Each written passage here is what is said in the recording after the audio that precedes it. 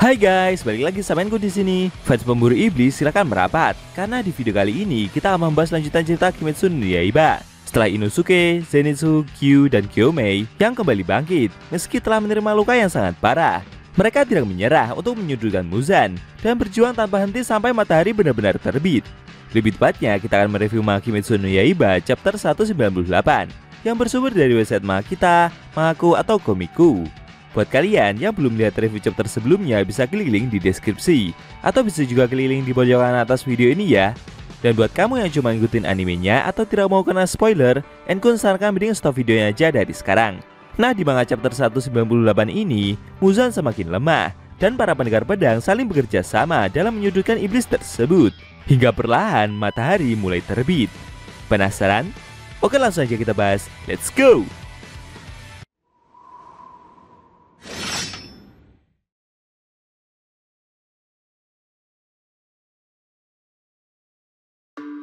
Pada awal scene, kita diperlihatkan Aoi berserta para gadis kubu-kubu serta Senjuro yang berdoa di kediamannya masing-masing untuk kemenangan para pemburu iblis dalam menghadapi Muzan.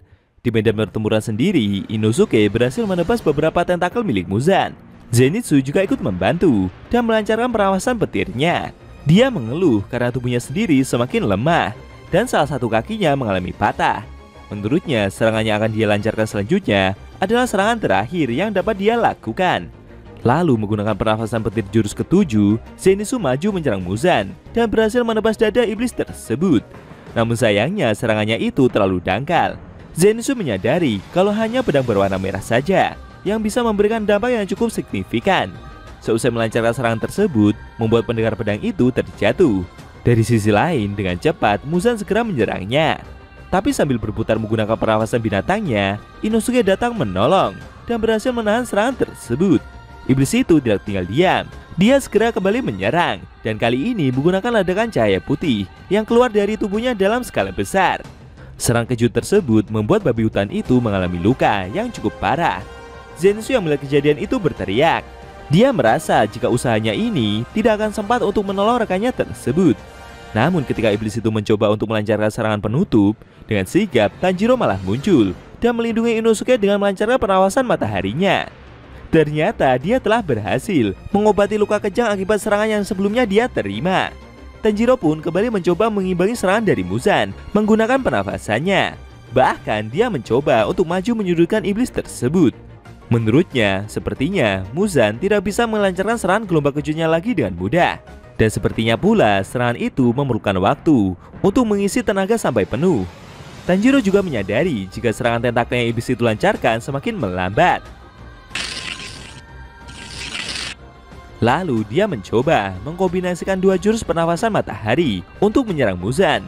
Namun ketika mau melanjutkan jurus berikutnya, luka yang dia derita malah semakin parah dan membuatnya sampai memuntahkan darah. Sontak saja Muzan segera memanfaatkan kondisi itu dan mencoba untuk menyerang pendekar pedang tersebut. Tapi dengan cepat, Inosuke kembali muncul dari atas dan berhasil menahan serangan itu menggunakan pernafasannya. Tanjiro mencoba bangkit untuk membantu rekannya itu. Lalu dia pun berputar mengitari Muzan dan melancarkan pernafasan mataharinya. Zenitsu yang melihat kedua temannya tersebut dengan gigih menyerang Muzan berusaha untuk bangkit. Menurutnya, jika mereka tidak terus menyerang, bisa-bisa iblis tersebut akan kabur lagi. Dia ingin terus menyerang Muzan menggunakan berbagai macam serangan. Tidak peduli serangan model apa, yang penting iblis itu terus mereka serang. Namun sayangnya, tubuhnya seperti sudah berada di ambang batas. Zenitsu membayangkan wajah gurunya. Dia memohon untuk diberikan kekuatan sekali lagi agar dapat membantu rekan-rekannya tersebut. Lalu dengan susah payah, dia segera bangkit dan berhasil menebas punggung iblis itu. Sialnya serangan itu masih tidak seberapa. Sedangkan Tanjiro dan Inosuke maju secara bersamaan menyerang Muzan. Naasnya, Inosuke kembali berhasil dihempaskan. Melihat rekannya terjatuh, Tanjiro mencoba untuk terus bertahan. Dia mencoba melancarkan beberapa jurus demi menahan iblis itu. Namun tiba-tiba Tanjiro kembali merasakan kejang di bagian kakinya, sehingga membuatnya berhenti menyerang. Tapi dengan sigap, Zenitsu masih dapat mengeluarkan jurusnya dan berhasil mendorong Muzan dengan cara yang lumayan jauh. Namun dia tidak mampu bertahan lama dan kembali menerima serangan yang iblis itu lancarkan. Ketika Zenitsu terjatuh, dengan cepat Tanjiro dapat bangkit dan ganti menyudutkan iblis itu. Dia tidak berhenti untuk terus menyerang, dan akhirnya berhasil mengunci pergerakan Muzan dengan cara menusuk, lalu menghantamkan ke dinding di belakangnya. Kondisi tersebut membuat Tanjiro sendiri juga tidak bisa melancarkan teknik yang lain. Tapi dia sendiri harus melakukan hal ini, karena waktu setiap detik saja begitu sangat berharga. Muzan mencoba untuk melepaskan diri dengan cara menyerang Tanjiro menggunakan kedua tangan iblisnya. Namun tiba-tiba tangan kirinya seperti ditahan oleh sesuatu. Muzan terkejut, ternyata itu adalah Mitsuri yang mencoba membantu. Sambil berteriak, pilar cinta itu langsung menebas tangan kiri Muzan. Sialnya ketika terjatuh, tangan iblis tersebut masih dapat melancarkan serangan dan memberikan luka fatal kepada pendekar pedang itu. Tanjiro begitu khawatir dengan kondisi rekannya tersebut. Muzan tidak tinggal diam. Dia kembali mencoba menyerang Tanjiro menggunakan tangan kanannya. Namun di luar dugaan, Sanemi malah muncul dan berhasil menebas tangan iblis tersebut.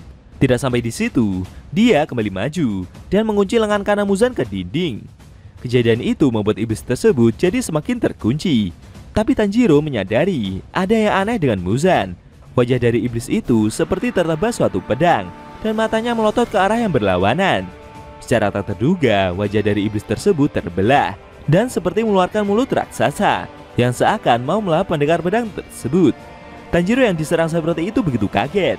Dia bingung dengan apa yang harus dia lakukan. Dengan paniknya, Tanjiro mencoba untuk tidak mundur. Ketika mulut itu hampir memakan pendekar pedang tersebut, secara mengejutkan Obane malah muncul dan maju untuk melindunginya. Tanjiro begitu kaget dengan kemunculan pilar ular itu. Sanemi yang membantu menahan serangan tersebut di sebelahnya menginstruksikan mereka berdua untuk tetap bertahan di posisi mereka, karena sebentar lagi fajar akan segera terbit. Tanjiro yang dilindungi dan terkunci seperti itu juga sudah tidak bisa berbuat apa-apa. Lalu benar saja, dari balik gunung, matahari mulai terbit dan perlahan sinarnya menerangi pinggir kota. Apakah setelah ini pertempuran panjang akan benar-benar usai? Dan mungkinkah dengan menahan Muzan seperti itu akan berhasil membuatnya terkena sinar matahari?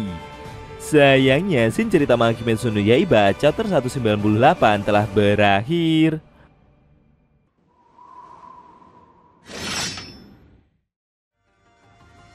Oke guys, itu tadi review manga Kimetsu no Yaiba chapter 198 yang intinya memperlihatkan Tanjiro bersama para pendekar pedang yang bekerja sama mengunci Muzan agar tidak dapat bergerak. Di sisi lain, matahari mulai terbit dan sinarnya juga mulai menyebar memasuki kota. Bagaimana menurut kamu? Jangan lupa tinggalkan komentar kalian ya. Kalau mau nonton review sebelum atau selanjutnya, bisa klik link di deskripsi. Linknya udah mimin taruh di sana kok. Buat kalian yang pengen nonton review manga Kimetsu no Yaiba secara maraton, bisa klik link di deskripsi juga ya guys. Oke, tekan like kalau suka sama video ini dan dislike kalau nggak suka. Jika ada kata-kata dari Enku yang kurang pas, Enku mohon maaf. Dan sampai bertemu di video review manga Kimetsu no Yaiba selanjutnya.